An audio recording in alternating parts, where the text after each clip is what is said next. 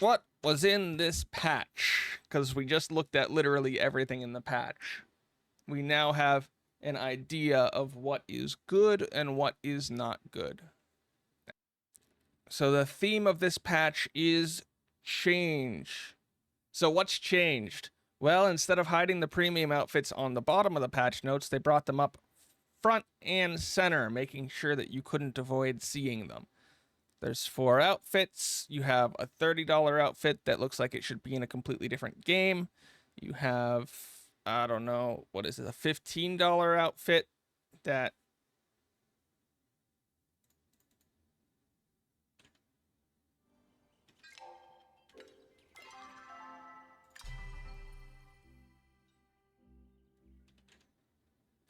you have an outfit that they lied about the cost of in their... Yeah, you have an outfit that they lied about the cost of in their update. That's interesting. Okay, so it's actually a $20 outfit. You have the smoking jacket, which is a $10 outfit. And the everyday flare bundle, which, again, $10 outfit. So, yeah, those exist. The new features are the Maji Market's no longer there, and there's quality of life additions. So, yeah, that's done. They updated the black market in the basement. It actually looks really cool now, really big. I don't know about the arcade machines. It looks like they changed the arcade machines to be a little bit easier to beat. They throw a few less walls at you, especially early on, and some of them have graphical errors in them, but I can't tell if that's intentional or not. There's a kneel emote, which, if we don't know, can just be done by doing /kneel, I hope. Nope, they didn't do that. So,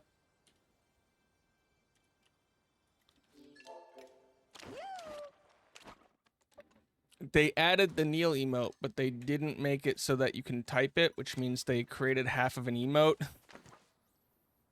I don't know how they did that, but there you go.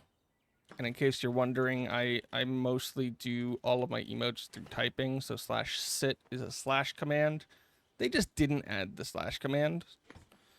If you look at the bottom left, you can now see when people are requesting stuff. So, like, this is old, so it'll probably be gone.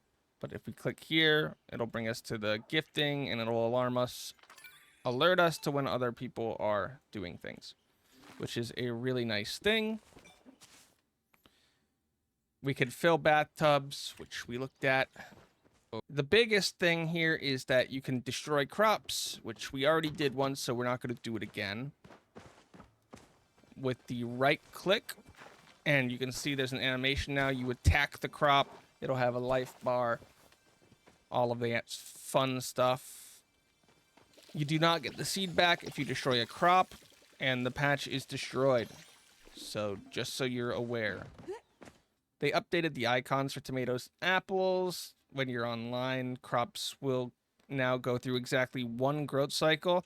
So instead of having to come back to your plot every hour to have stuff grow, I guess you can do it every 2 hours.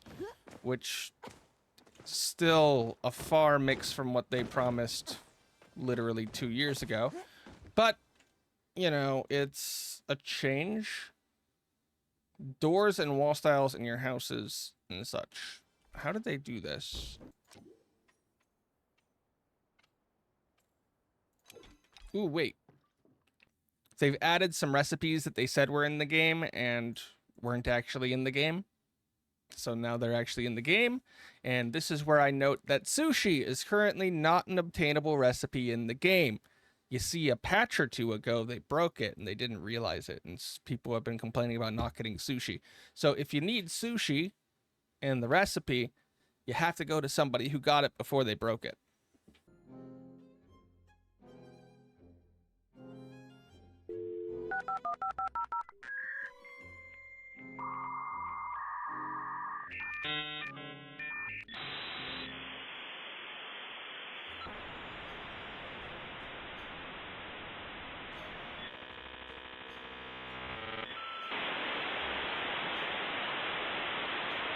Oh god, that That thing's getting faster, I swear. I don't have like any of these, so I guess I can't talk about that. Ammo and bombs are under tools, and they're at the top of tools. That's probably a good change. So now you can click this and just go here, but you know, with this change, that it makes it a little bit redundant. But reclassifying stuff is good. And the big change is that they nerfed cooking in general. Which meant they had to change focus on a bunch of things. So now there's a ton of dishes that grant much less focus than they did before, and a bunch that grant more. Why did these grant more or less? Because they decided to nerf cake parties by affecting every system in the game rather than just cooking.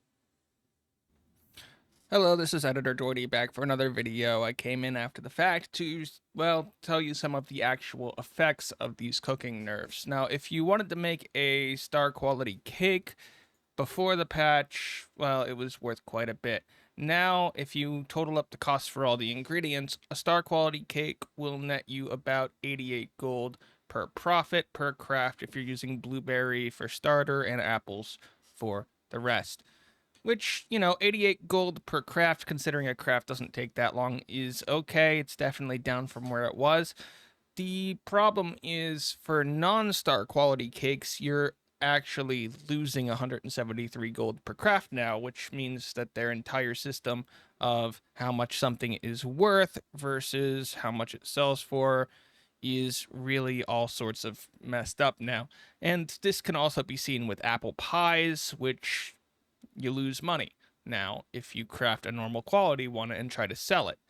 On top of all of this, basically the entire focus system was nerfed into the ground, and they overtuned these nerfs, and, well, cooking as a whole is the casualty.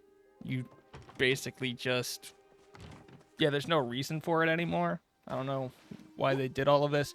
But yeah, just know that if you're cooking celebration cakes and you don't get a star quality, instead of making a little bit of money, now you're actively losing money. Don't worry, at 88 gold per craft, if you have a full team of 15 throwing just one ingredient in, these are actually much larger amounts of money that you're able to make because you're not paying for everything. You're throwing like one apple in instead of everything. So the profit margin with cake parties is still insane. Okay, this is something that's a little confusing to me. So they changed it so that worm farms and glow farms produce less from cooked dishes, which is a little bit weird. But also, and this was probably more of an accident than anything else, because they talked about how the amount of like fertilizer and worms and such was tied to the price of dishes. So by nerfing every single cooking recipe in the game's sell price by 25%, they have now reduced the amount of worms and glowworm farms that are produced from a dish by 25%. Which, when I say that they're accidentally hitting every system in the game with their nerf, this is what I mean. They are accidentally hitting, like, they nerfed fishing by nerfing cooking, which is funny. Yeah. So now they changed it so that star quality ingredients, because star quality wasn't accounted for before, but if what they're saying is true about the monetary value being the thing that determines the worms, then star quality ingredients were already accounted for, because star quality is worth more gold than non-star quality. Which, yeah, so this was all already accounted for. Mining, medium-sized pallium nodes now drop an additional pallium ore, so the new minimum you can get is 2. I don't understand why you can hit a small one, get 2, and a medium one and get 1. But I don't know. Medium-sized pallium nodes now also grant more skill XP to better match their small and large counterparts. I thought this was have just been based off of a formula or like you just plotted a table or something. Seeds.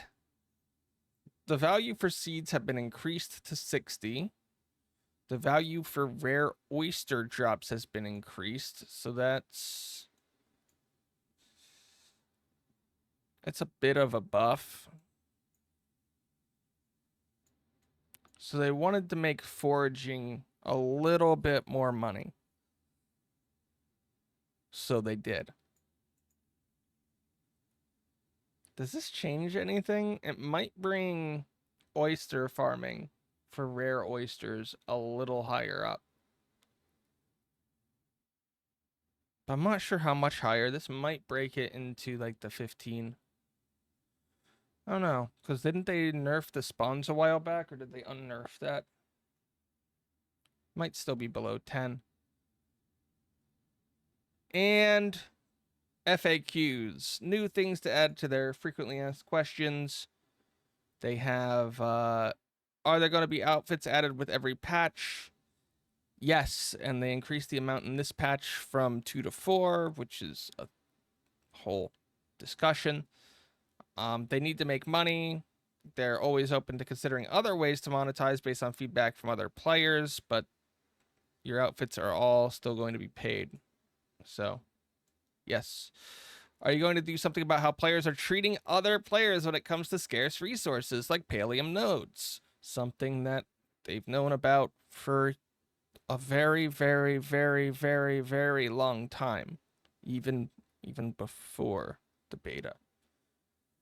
The answer is, I don't know, we'll look into it. I think the Grove is a beginning to like trying to fix this, but I don't know. If I've learned anything from Guild Wars 2, it's that having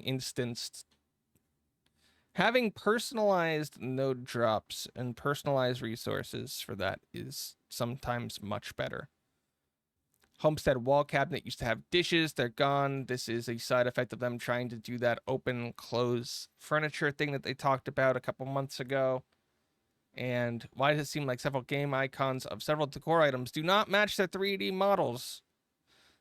Yeah, they're made from initial concept arts of furniture, but because of various factors, the end result of the actual, it just sounds like the actual 3D models weren't modeled properly off of the same thing that the 2D icons were. We're looking to update the icons to better match the results and to better set expectations. In a lot of cases, the 2D icons had like actual color to them, and the 3D ones were muted, so updating the icons might be like less work, but it don't help. Oh, here you go. Here's the outfit in game. No, I think I agree with the assessment that it's not super jarring in the game, but the added effects and such aren't super worth it. They don't super fit in with everything.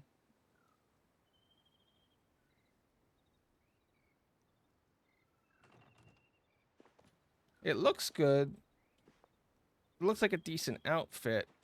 I don't know if it's a $30 outfit.